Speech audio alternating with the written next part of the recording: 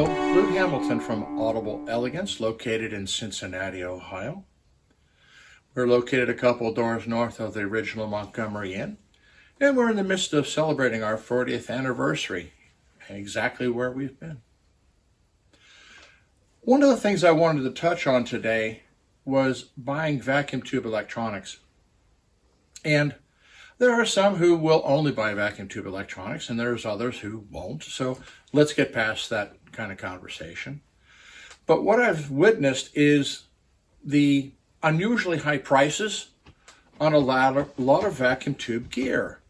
And the mere fact that it has a vacuum tube in it doesn't make it special. Well, let's get that down very quickly. And so I've seen things like Ico or Heathkits, $200, $300, $400. Those suckers are really, really old. They've got carbon film resistors. They're out of spec. God knows what condition the pots and controls are in. That's really not a good value. Now, there are some hobbyists who want to play with that stuff. Fine. You guys like taking stuff apart and putting it back together? Go for it. But the reality is that people are asking inflated prices, and sometimes very seriously so, because it has vacuum tubes. And so when you see these really kind of off brands, well, yeah, okay.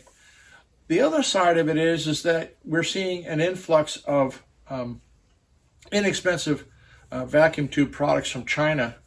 And I've already had a couple people tell me about having bought some of these things and thought they had a bargain.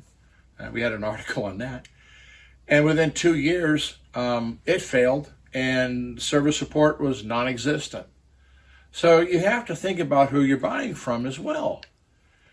That's why we represent in the vacuum tube area Rogue Audio, which is an incredibly fine product, a value beyond belief in terms of performance, whether you're talking vacuum tube or solid state.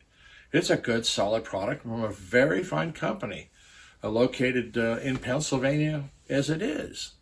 So, you're doing yourself a favor by buying quality vacuum tube products that, new, has warranty, latest design, state-of-the-art sort of thing, that is not built to cost you an arm and a leg. And so be very careful if you're going out there buying used vacuum tube stuff, because heck, you don't even know what the condition of the tubes are, and get even worse what the condition of those sockets are that the tubes plug into. So be careful. I don't recommend it, but there are people who will try. So there we are.